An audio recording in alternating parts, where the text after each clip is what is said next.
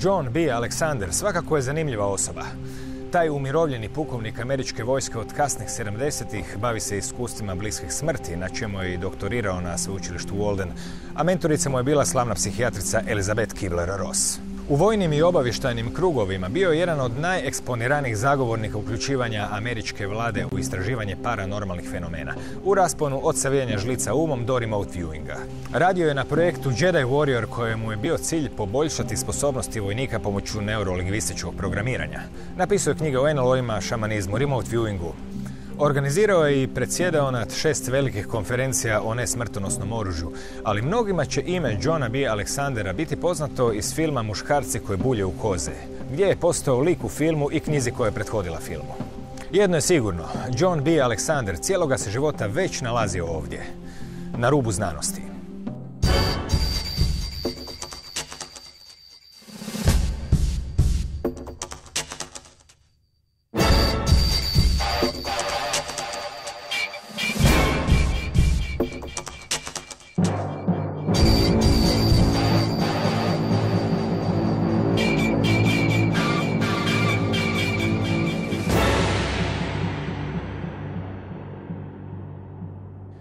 Gospodine Alexander, dobar dan. Good evening. Ovdje smo da bismo porazgovarali o svim neobičnim iskustvima i susretima iz graničnih područja ljudskog znanja koje ste doživjeli tijekom vaše vojne karijere i poslije. Možda možemo početi sa temom parapsihologije koja je bila popularna 60-ih i 70-ih godina kada su bili u nekakvom središtu interesa svi ti paranormalni fenomeni. Kada ste vi osobno imali prvi kontakt s tim fenomenima i na koji način je sve to počelo u Americi, u SSR-u, koji je vaš doprinos u tome? My personal interest? Well, actually, it goes back when I was very, very young. I gave my first, I went to an unusual grade school and actually did my first broadcast on UFOs when I was 10 years old. So that would have been 1947. Tada ste odrasli. Što se tada zbivalo? Stupili ste naravno u vojsku i u nekim vremenima ste bili uključeni u istraživanja paranormalnih pojava. Zna se danas da je impuls na zapadu došao od onih svih informacija da se u SSSR-u radi na istraživanja paranormalnih istraživanja. Što je bio zapravo pravi poticaj prvi prema vašem sjećanju da se započnu istraživanja paranormalnih pojava u Americi? Well, now, first I had a personal interest, and so these were things that I followed anyway. And then we were quite aware that the Soviet Union was studying and employing various kinds of psychic phenomena as well. So on one side we were watching what they were doing, and the other we started doing experiments.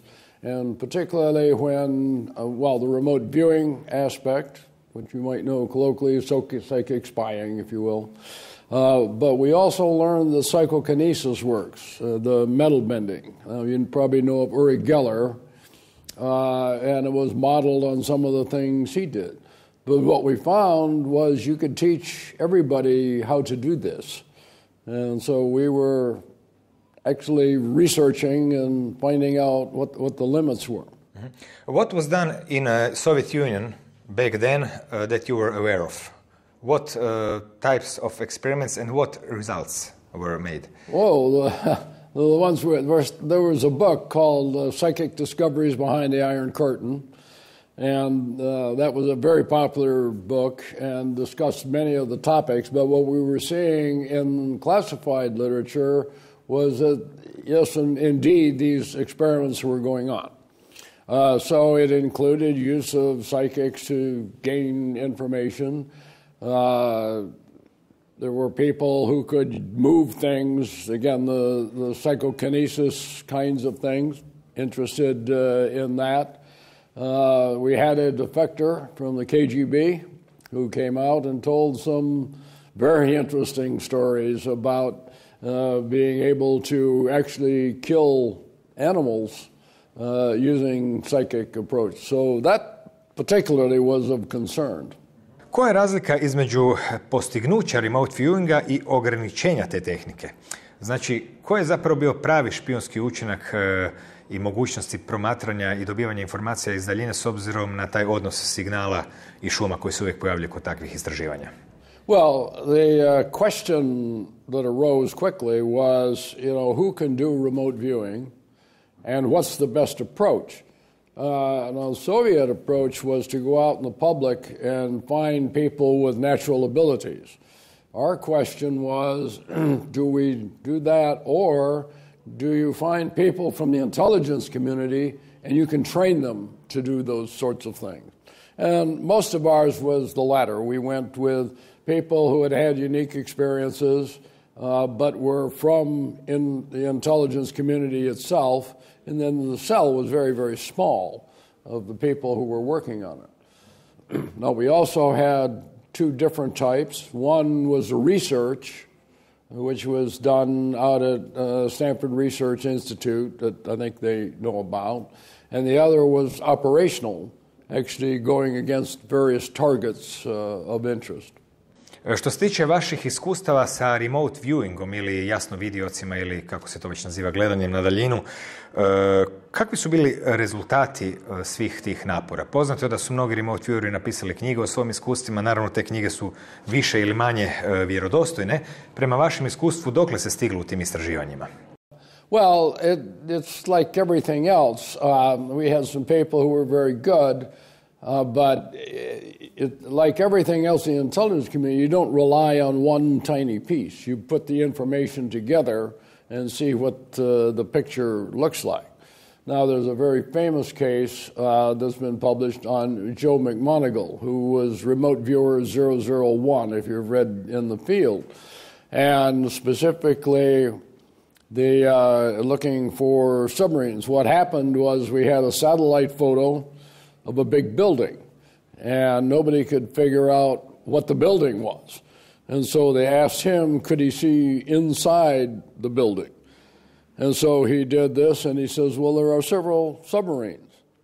One of them is very, very large. It is very different because the missiles are forward of the sail. It is double-hulled. There's a number of other technologies that he saw. And he said in 6 months, there'll be a channel where you can go out and, they'll be able to float the boat out. Now, the information turned out to be very accurate. But the analysis was, they didn't believe it because our boat builders said, if you build a submarine that big, if you go down to depth, it'll crush. Well, it turns out the Soviets had done it, and a little later the clouds parted, and there was the Typhoon-class submarine, the first time we'd ever seen it. And all of the things that Joe had said were going to be new were in fact there. Popričamo sad o telekinezi ili psihokinezi. Jeste li osobno vidjeli neke psihokinetičke učinke i izbliza, dakle, ljude koji su možda mogli savijati žlice ili vilice? Oh, well, I used to teach psychokinesis. Obviously, Uri Geller, who was a very famous person who was known for metal bending and whatnot. A friend of mine from Jack Houck, who had been at McDonnell Douglas at the time, developed a process whereby we could teach people how to do that.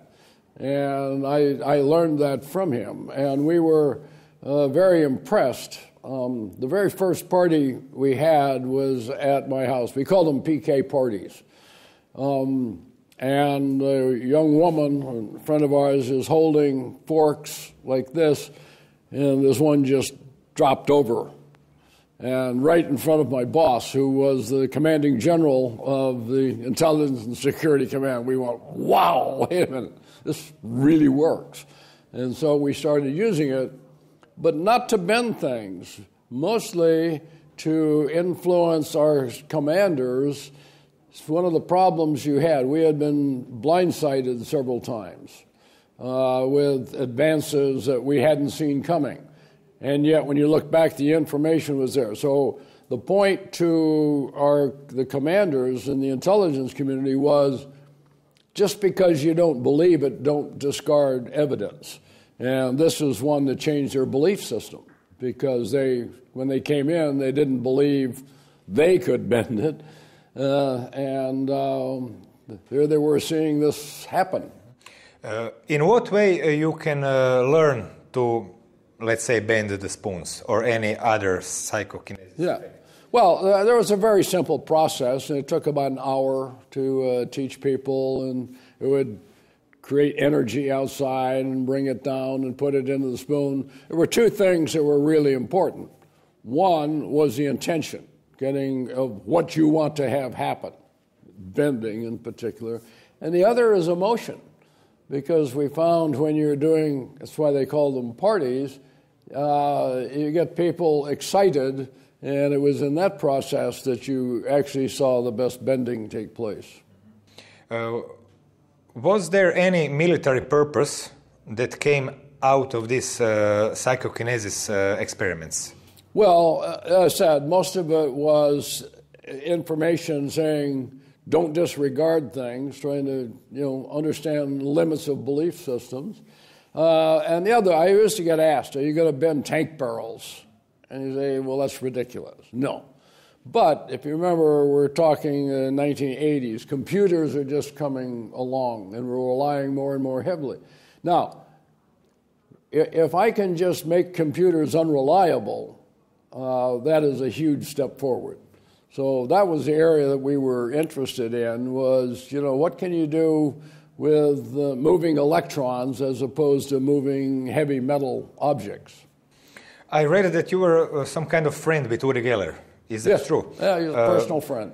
Today, Uri Geller is, of course, very famous on one side, right. And on the other side, he is by lots of people so-called exposed as some kind of fraud, but in fact, he really did some effects. What were your personal experiences with Uri Geller, some extreme? Well, my personal experiences, I have seen him do things that can't happen. And I described this to a magician who is one of the major debunkers, if you will. And what happened is we were in the U.S. Capitol itself, and he was talking, and not about bending. His interest there was the plight of the Soviet Jews, being unable to get out of Russia in particular. And so they said, bend. So he got a spoon, which he held like this. It came out of a guard's coffee cup, so it wasn't, I have a spoon in my pocket, and we'll do it. And he came like that, not like this. If you've got both fingers, it's probably faked, but too bad we don't have one. But he came like that, and the spoon bent like this, and then he put it on the back of the chair and went on talking, and the spoon kept bending without him touching it.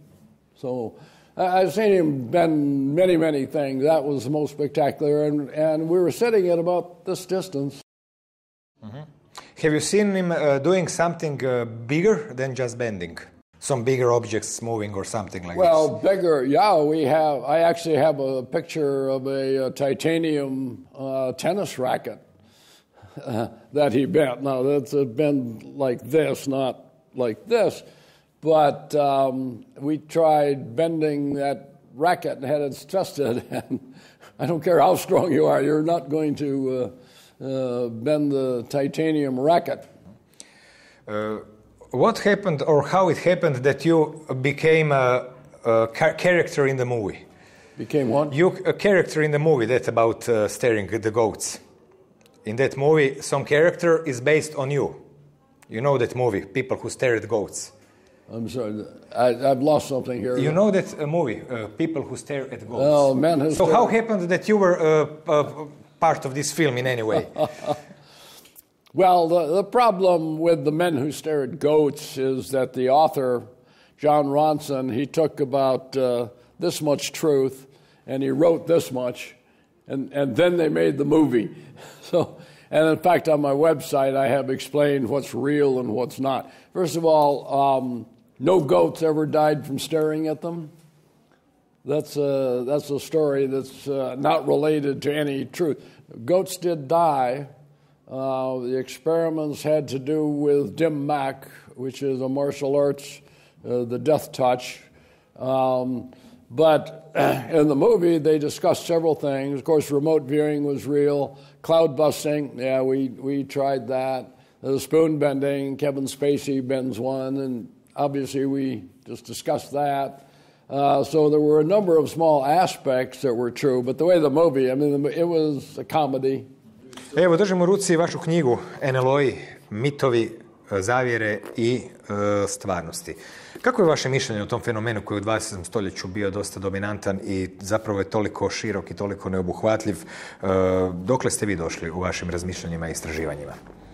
Well, the first line of my book is UFOs are real. Now, the last paragraph says, whatever this is, it is more complex than we ever imagined and maybe that we could imagine. And the problem is, what do you mean by a UFO? We have little balls of light that fly around, and then in other places we have huge craft more than a mile across, seen by lots and lots of people that are physical, and everything in between. And the problem, to me, is the variability. There are so many different kinds of UFOs that are seen that, little gray guys coming from Zeta Reticuli just doesn't make sense as an answer. So it's very, very complex. On the public point, let's say, after Blue Book, American US Air Force just disbanded this problem. Right. But what was, in fact, inside stand of US military about UFOs? Because we heard on disclosure that there were problems with nuclear rockets and everything else. So how did the military really feel about UFOs then and now? When I was in the Pentagon, I ran around looking for the guy that says the Pentagon says this and the Pentagon says that. The Pentagon doesn't say anything.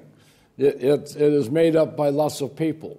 And they have, like across the civilian population, a wide variety of beliefs. You have some who were true believers.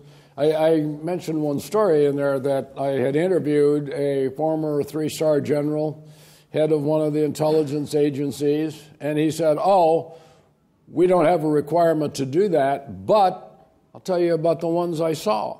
So here was a person who had personal experience, the head of an agency that still says we don't have an institutional responsibility. Now, in the book, I differentiate between individual interest and institutional interest, and they can be very, very different. Znate li za neke slučajeve da su se NLO-i rušili, pa da su prikupljani, pa da je na temelju tih ostataka rađen reverzibilni inženjering? Yeah, I come down against that. I have not found any evidence that supports it. Roswell is, of course, the classic case, if you will. In the book, I forget the numbers, but there are dozens of reported crashes, and you can find 100 or so bodies and so many live aliens. But when you track the stories down, it just pretty much dissipates. So you haven't met any military officer that has some experience of that kind? To the best of my knowledge, no. Okay. No. What about human contacts with so-called extraterrestrial? Of course, we cannot know, are they extraterrestrial, inside terrestrial, interdimensional, whatever. But when we are talking about human contacts with these beings that may be really in some of these UFOs of this really craft type, not, light ball type. Do you think that there is any firm ground for that statement? Well, when I lecture, I mention that there have been reports of contacts between humans and sentient non-human entities throughout human history. This is millennia. And now adding UFOs to that is just one other wrinkle on it. Hard to say. The stories are hard to dismiss and hard to rectify because there is no common theme. It gets back to the UFOs themselves. Why do you have this wide variability? Why do we have the reports for centuries to millennia of people interacting with different kinds of beings? This is something we just have yet to figure out. That's why I say the phenomena is more complex than we can imagine. Vaš stav je sličan zaključku astrofizičara Jacquesa Valleja, koji je u jednoj od svojih knjiga rekao da su možda suvremeni susreti s takozvanim izvanzemljanima zapravo susreti s onim istim bićima koje su naši preci u neka davna vremena nazivali patuljcima, vilama. Znači, ovdje se u stvari govori o nekom drugačijem poimanju stvarnosti, koje dolazi do nas kroz ta takozvana anomalna iskustva. Koja su ta anomalna iskustva i te anomalije koje šire priču sa NLO-a na poimanje svijeta i kakva je po vama priroda svijeta ako su ta iskustva stvarna? Well, I wish I knew. One of my comments is that when we started studying this form of consciousness, it is at least as complex as cancer. And yet the amount of research that's done in it is very, very small. And I think we need to apply the best and brightest minds on it. We don't do that. I mean, the short answer is don't know. But I think it's worth exploring because there's no doubt about the reality, the physical reality now of some of these things. They're not delusions or hallucinations or anything like that. We have enough with physical evidence involved. Jeste li imali priliku kada vidjeti takozvane usadke ili implante koje se često povezuju sa otmicama i sa NLO-ima? I have heard of many of these. Roger Lear, who had taken them out, again, a personal friend. I have not seen any that are convincing. Pričali smo o telepatiji, o telekineziji i svim tim fenomenima koji nam govore nešto o stvarnosti svijetu što još ne znamo. Bilo je naravno i pokušaja da se uđe u trag kroz znanstvene eksperimente tim fenomenima. Jedan od pionira na tom području bio je Cliff Baxter. Vi ste također surađivali neko vrijeme s njim. Kakve ste eksperimente radili? Yeah, no, Cleve was, again, a personal friend. We hired him because he was the one that found out that plants could communicate. Accidentally, by the way. His experiment started, he's the guy who developed the polygraph system in the United States. And he had a big philodendron and he put GSR things on the leaf, and the question was, if I pour water on the roots, how long does it take the water to get to the plants? And he timed that, but he just left it hooked up, and he noticed that periodically they were getting recordings, and they goes like, why? Tried to find out what's the relationship between the plant and this recording, and they found out that it was human emotions. And so then he started with simple things like, I'll rip the leaf, and the plant would send out a signal. Then he found that he could burn the leaf, and it would send out a signal. And so then he said he would hold the lighter and say, I'm thinking about burning the leaf, and the plant. And they go, now how can the plant respond to a thought? So he came out and announced the findings. In America, it was just disregarded totally. It was picked up in Eastern Europe. There were researchers here who were quite interested in the field. So then he moved on, and we started looking at oral leukocytes, the white cells in the mouth. And we found you could put the leukocytes in a little container with electrodes in it, put this in a Faraday cage, totally secure, and this goes through some sophisticated devices, and then it's recording. And now, obviously, the person and the leukocytes are not attached, but you could follow the emotional state of the person who had donated the cells, and when they got excited, the cells were actually sending out a signal. And we did some very sophisticated experiments, some of which I was one of the test subjects. We did that and put me on the polygraph, and I found I could beat the polygraph, but not the white cells. S obzirom na vašu vojnu karijeru i vaša sudjelovanje u istraživanjima paranormalnih fenomena, neobično je što ste se našli i u istraživanju takozvanih iskustava bliskih smrti. Čak ste napravili i doktorat na tu temu. Na koji način ste se našli u toj temi i što u stvari mislite o njima? Just before, when I was finishing my PhD, my doctorate, Elizabeth Kubler-Ross, who is the person who brought hospice to the United States, we met, and she became the head of my committee. But she and Raymond Moody were the ones interested in near-death experience, and so we were hearing these stories that had been anecdotes that were kept in families. But it was very, very compelling kinds of information, so I got involved, later became the president of the International Association for Near-Death Studies. Vi ste i doktorirali na temu iskustava bliskih smrti. Koji je bio vaš pristup u doktoratu? The dissertation was on her workshop, and it was on changes in spirituality in people who attended her workshop. She had one called Life, Death, and Transition. And what we found was that people who were exposed to this information had very substantial changes in their belief system. And surprisingly, it kept on expanding. Usually you have this and you have a euphoric artifact, which is, people feel high at the end of a workshop and drop off. But when we looked farther out, we found it was having a more profound impact the longer you waited after the exposure. But I was exposed to me. She told some very remarkable stories.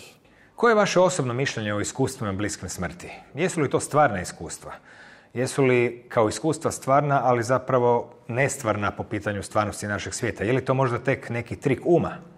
My personal belief is this is a very profound area that is worthy of discussion. A problem with most near-death experience, you don't know if the person was close to death or not, with accidents, illness, or whatnot. There are a subset of cases in which the individual was instrumented, and we absolutely know they were dead.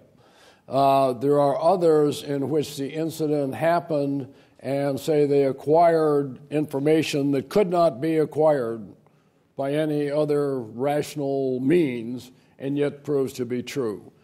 Another subset, I'm interested in ones in which a spontaneous healing takes place. I had one where a young woman died. She got sent to the morgue. She gets up and starts doing ballet after it. The point was she was a paraplegic when she died, and now her legs are working and everything. So you get these very few, very remarkable cases, but it fits with what we know that maybe 8% of the population have had that are older. We looked at Gallup over people over 18, so they've had a chance to be close to death. And when you look at it, it ends up in millions and millions of cases. Most of them are interesting, hard to determine, but some of them just defy description. Tijekom istraživanja smrti i svih tih fenomena vezanih uz smrt, jeste li se nekad susreli sa fenomenom transplantacije organa, kod kojeg kao da se neke osobine zapravo sa jedne osobe koja je umrla presele na onu kojoj je taj organ transplantiran? Well, now there's two sorts. One, I think what you're talking about there is with organ transplant. Is that it? Yeah. Gary Schwartz is the one who's done most of the work on that, but it's very interesting that people who have had heart transplants, lung transplants or something, and after it they suddenly are interested in new kinds of food, remember things that didn't happen in their life but did happen in the lives of the donor. Certainly says that there's some kind of something goes into the organ itself that is actually a memory that can be then transmitted and evoked by the recipient. Tijekom 20. stoljeća fenomen razmišljanja zapravo o postojanju pretpotopnih civilizacija je nekako uzeo maha i 70. godina došlo do zanimljivog otkrića u kojem ste zapravo na neki način baš u to vrijeme i vi bili blizu. Riječ je o cesti Bimini, odnosno nizu megalita na dnu oceana, za koje se još danas raspravlja jesu li prirodnog ili umjetnog podrijetla. Vi ste također tamo ronili. This is very, very, very controversial, but off of Bimini they have what they call the Bimini Wall, which is about 1,800 meters long. And the point was when we dived on it, we were doing free diving, so it's not very deep, maybe 10 meters or so the most. But you have these very large megalithic rocks lined up in perfect order. And it goes on for this long area. And the point was when you would swim on the outside, you would say, this is ocean floor. All of you cross it. Here's these line of megaliths. And then on the other side, nothing. Some will suggest that that's just a natural formation of beach rock. I don't know now. At the time, it certainly looked very, very different. And I've got pictures of very large rocks, very specifically, I mean, it looks like it was definitely man-made. But an area worth thinking, the antediluvian world is certainly an area of interest. Zadnjih godina našli ste i u istraživanju komunikacije sa dupinima, odnosno to je dio šireg istraživanja komunikacije između vrsta. Ronili ste s dupinima, na neki način pokušavali ostvariti komunikaciju. Je li to bilo uspješno? Dokle ste stigli? Kako su iskustva na tom polju? Well, we were working with telepathic communication. This was involved with a former wife.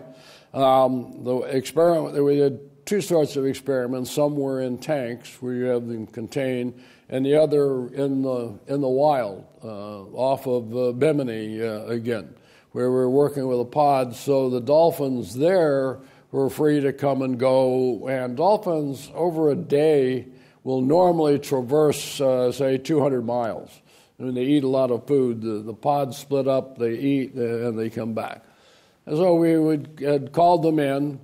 The protocol said we don't touch. They have to initiate contact. And when they came in, they would swim very close. I mean, like within an inch of you, they would swim up, pretty exciting. But then we also had tried to direct them and were successful in saying, okay, go in this direction. Now turn around and come back. So you're changing, on command, the area of the direction that they're going and have them come back and then turn and go off again. At least anecdotally, quite successful. Mm-hmm. How long have you been participating in that swimming with the dolphins? Well, that we did a lot of years ago. As you know, I am just back from the Kingdom of Tonga. In this case, instead of dolphins, we're working with humpback whales, which is very, very dramatic, but we're talking about distances in maybe a few feet to inches from something that big. And they seemed to know exactly where we were. And that was okay. They would divert. One of the things we did, we would have the calving area, and the mothers would be very deep, and the calves would have to breathe more frequently, so they would come up, and we're hovering in the water right above them, and they would come up and would definitely miss us and come up. Now maybe that's sight, but that they would, be protective of us was kind of interesting. I hope to be able to go back and do some more exacting experiments there. Do you feel that you really made some communications with whales or dolphins? Well, with the dolphins, certainly. With the whales, I don't know yet. Again, I hope to be able to repeat those experiments within the next year or so. Mm-hmm. Except your investigations, experiments with dolphins, can you tell us about other experiments with dolphins and what were results in trying to communicate? Well, there's two sorts of experiments. Of course, Lilly on dolphins, and I had met John Lilly before. He's the one who really started this work, both with dolphins in captivity and in the wild, and found them to be quite responsive. Now, there's a whole nother set of dolphin experiments, and, the military has done with them for, securing areas or being able to find mines or deactivate boats and things of that nature. So that's another, like I say, a whole nother set, and obviously the purpose in that is quite different. But they do work with and find you can obviously train dolphins quite well. U vašoj biografiji se vidi da ste dosta putovali po svijetu i posjećivali razne tradicionalne i šamanističke kulture. Jeste li se susretili sa iscijeliteljima i sa tim iscjeljivanjima i to one vrste koje bi na zapadu bila smatrana nemogućim ili neobičnim? Well, what you've just mentioned is something that's very important.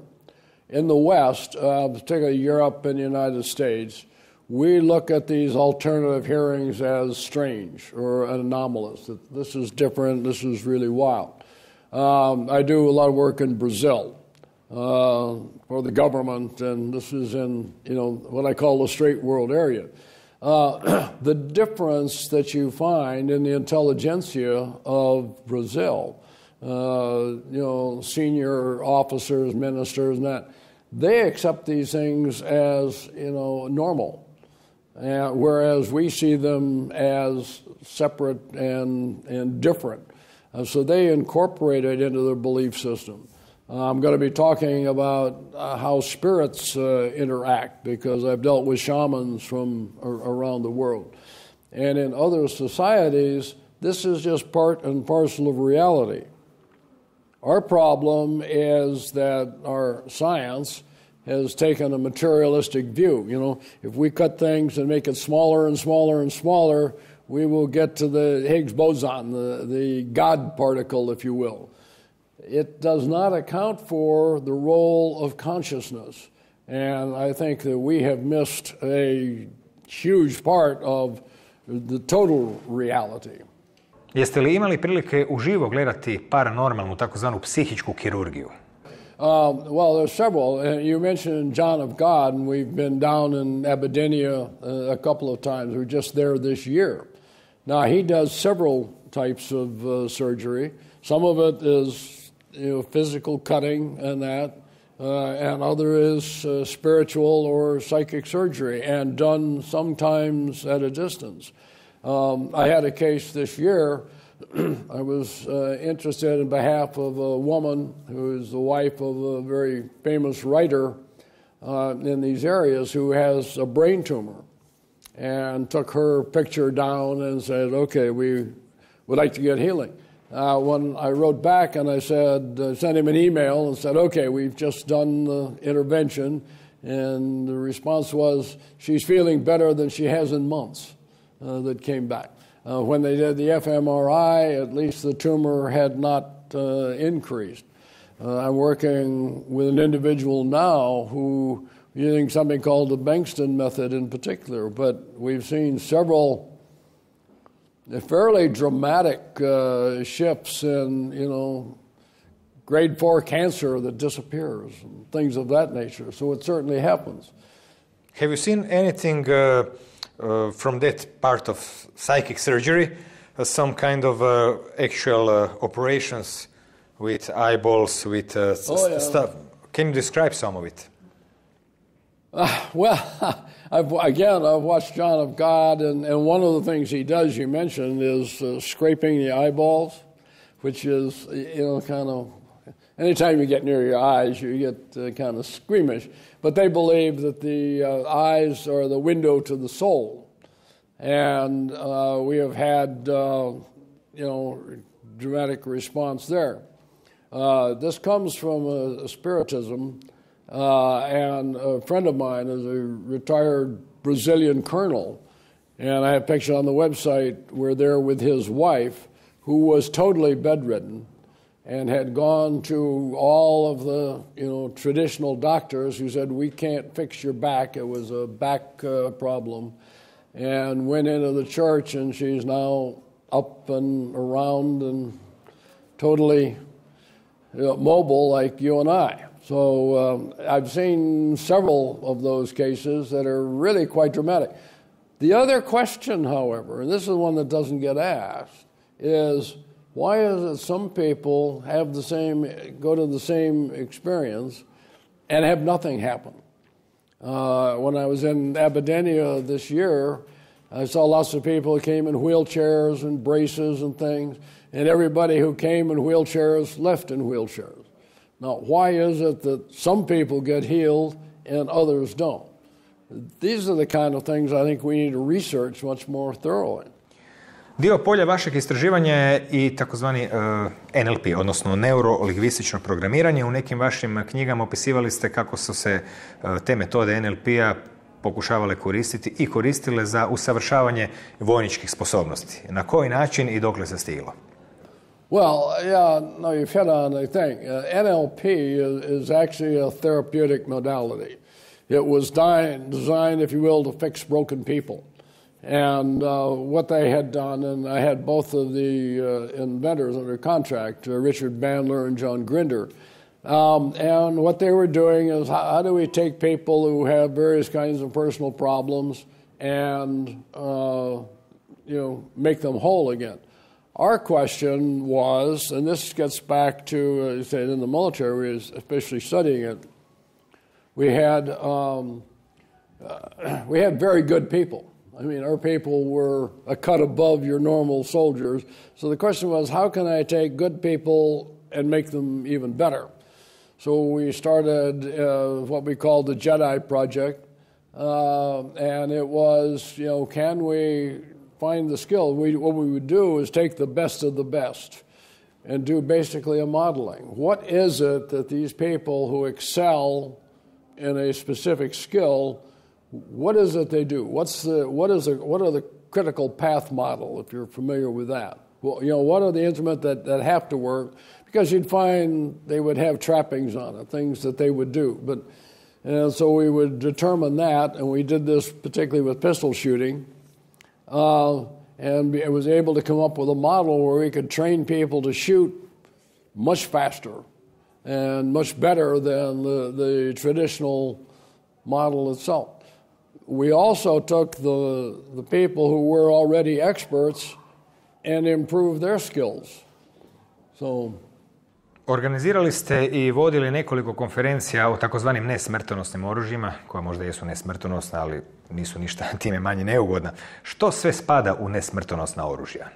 Very bluntly, are weapons that where you can apply force without killing people.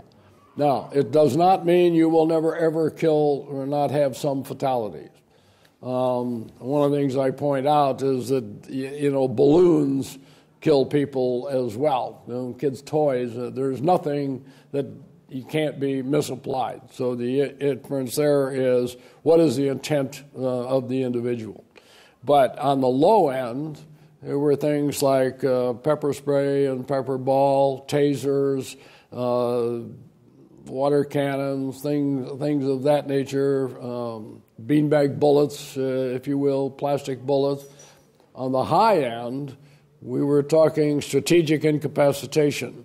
How do I take a target set like a nation state and degrade the infrastructure in such a way that they can't continue conflict, but to do it in such a way that you can restore the infrastructure in relatively short order. And so it's a whole breadth of system.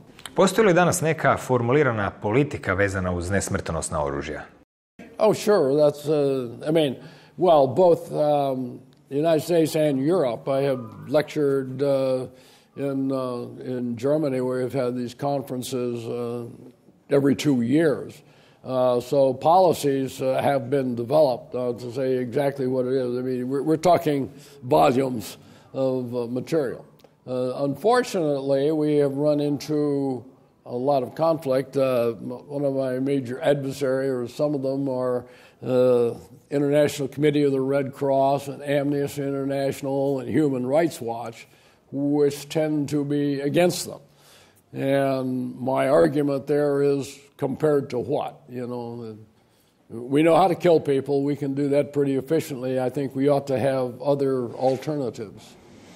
Gospodine Aleksandar, hvala vam na ovom razgovoru i želim vam sretan put gdje god vas on dalje vodio. Doviđenja. Okay, thank you.